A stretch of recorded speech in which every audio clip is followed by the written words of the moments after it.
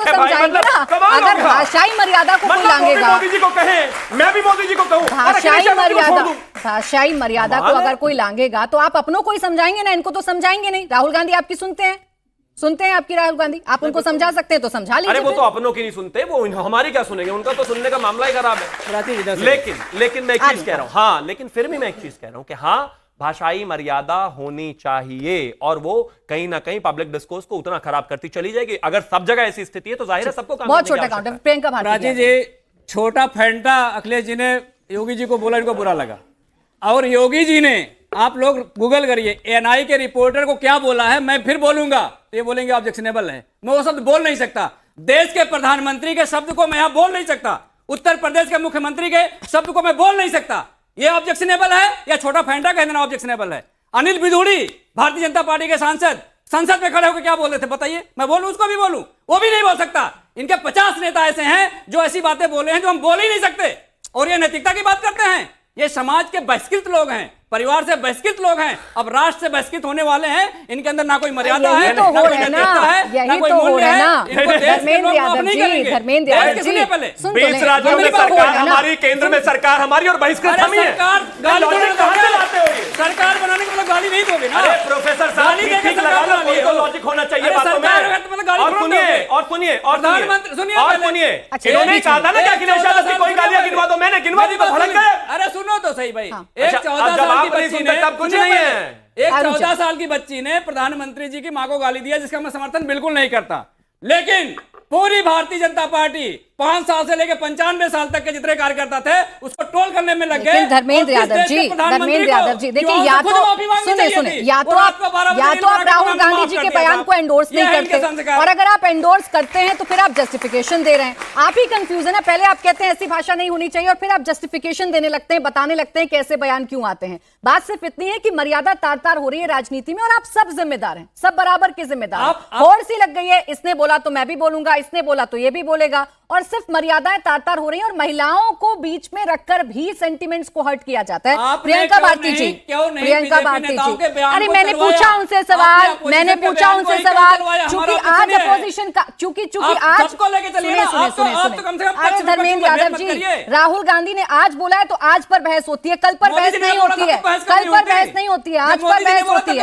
और इस बात की फ्रस्ट्रेशन क्यों है? फ्रस्ट्रेशन क्यों है? राहुल गांधी के बयान पर चर्चा कर ली, राहुल गांधी के बयान पर चर्चा करने में फ्रस्ट्रेशन क्यों है? इतनी क्यों फ्रस्ट्रेशन है? क्यों आप इतना गुस्सा होने लगते हैं? राहुल गांधी ने गलत बोला है तो गलत को गलत कहेंगे ना, और उनके गलत को भी गलत करें। अब रुक जाए। प्रियंका भारती जी, आप लोग तो बाबा साहब अंबेडकर की बात करते हैं, आप संविधान की बात करते हैं। आप ही मुझे बताइए, संवैधानिक पद पर बैठे व्यक्ति के बारे में तू तड़ाक की भाषा का इस्तेमाल करना, या किसी दूसरे देश की राष्ट्रीय अध्यक्ष को लेकर ऐसी अपना बिहेवियर दिखाना, गले लगाना, दोनों राष्ट्रीय अध्यक्षों को बदनाम करना, क्या आपको ये ठीक लगता है? बिल्कुल गलत। लेकिन आया कहां से?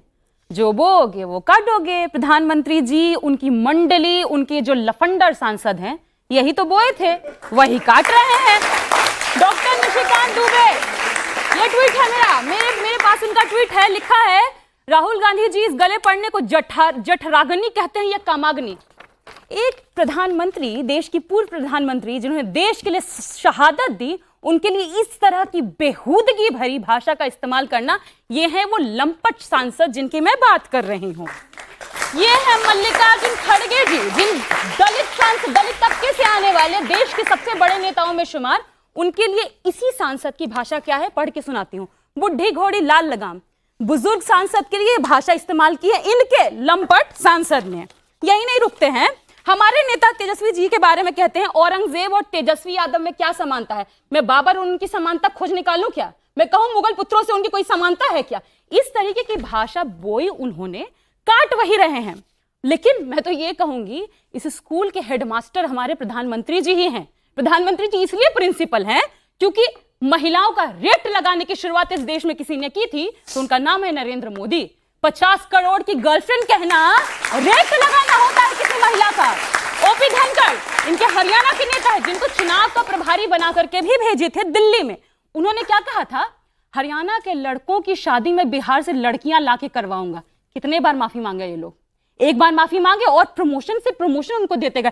अनेक तरह के गालीबाज। उत्तराखंड के इनके एक नेता कहे थे बिहार की लड़कियों के बारे में, बिहार में तो लड़कियां 20,000 रुपए में मिल जाती हैं। हम महिलाओं का रेट लगाने वाला ये पूरा टेंडेंसी है भाजपाइयों में, और खासतौर पे बिहार की लड़कियों का रेट लगाने का पूरा टेंडेंसी है। इनके गलत कितनी बार माफी मांगे इनके गलत को। प्रियंका जी देखिए, आपकी सारी बातें ठीक, आप जितनी बयान उठा रही हैं उन पर जवाब शिवम त्यागी को देना है, शिवम त्यागी इस पर जवाब देंगे।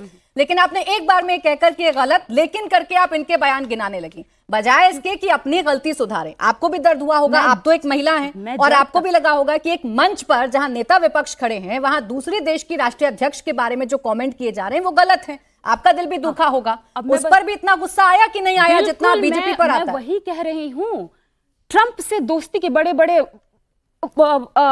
फेंक रहे थे भाजपाई। कभी आपने देखा ट्रू मोदी लिखा हुआ? कभी आपने देखा पुतिन के साथ पुतोदी लिखा हुआ? लेकिन मेलोडी किसने लिखने की शुरुआत की?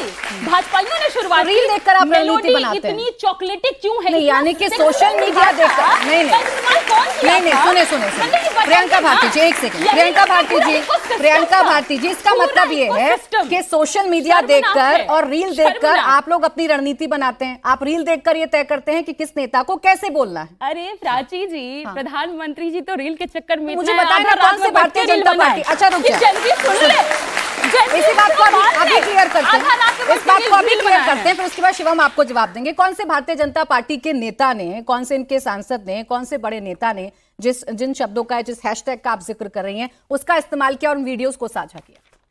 सामने निशिकांत दुबे, इनका मैं सबसे मैं बड़ा मेलोडी की बात कर रही हूं। नहीं मैं प्रधानमंत्री के बारे में बात कर रही हूं। आपने कहा कि ट्रंप के साथ नहीं करते, मेलोनी के साथ करते, तो बता दीजिए ना इनके एक आध नेता का नाम लीजिए। अभी सवाल पूछेंगे आपके सामने। नेता का नाम नहीं लूंगी, नाम लीजिए ना। प्रधानमंत्री जी का नाम लूंगी। बताइए उन्होंने कहा क्या? जब लिखा था खुद मेलोनी जी ने उनको रीट्वीट किया था प्रधानमंत्री। तो बताइए ना, किस गलत अंदाज में लिखा था? किसी भी देश के राष्ट्रीय अध्यक्ष को मेलोडी गिफ्ट करना, तो आपको ये अधिकार मिल जाता है। आपको क्या ये अधिकार मिल जाता है कि आप उस राष्ट्रीय अध्यक्ष के साथ या उस राष्ट्रीय अध्यक्ष का अपमान करेंगे? किसी के साथ भी अगर किसी को कोई गिफ्ट शेयर करता है तो? मैं आपको फोटो दिखाती हूँ।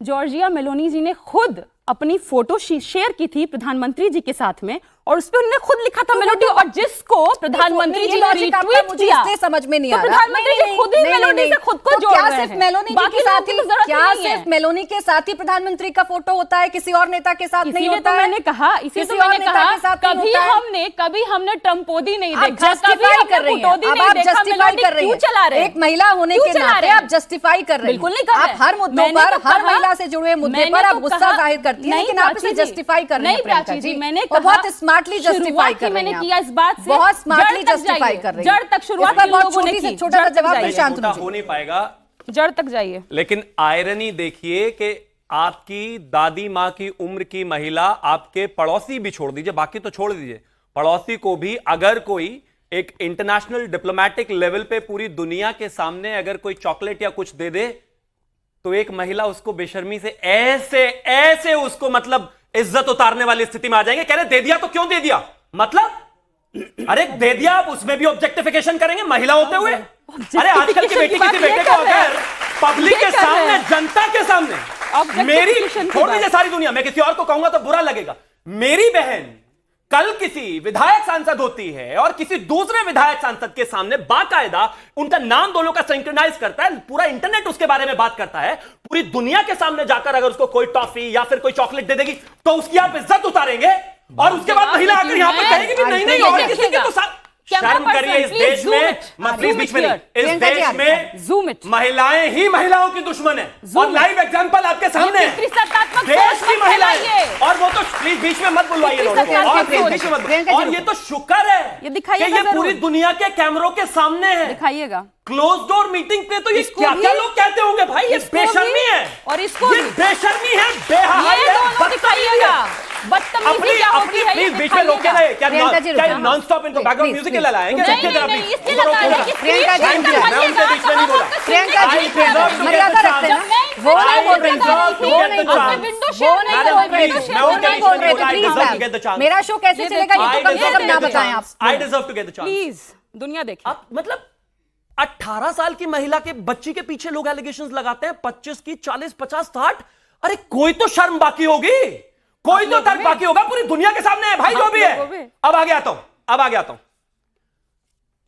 बिहार के समस्तीपुर में पिछले चुनाव में 2 लंपट राहुल गांधी और तेजस्वी यादव एक मंच पर थे। अरे आपका वाला जब वो दोनों लंपट वहां से गए तो उनका एक चमचा था नौशाद, उसने खड़े होके लंपटों ने उसको गाली दिलवाई प्रधानमंत्री जी की मां का डैश डैश डैश। ये हमें भाषण देंगे यहां पर? नया शब्द नहीं, ये कॉपी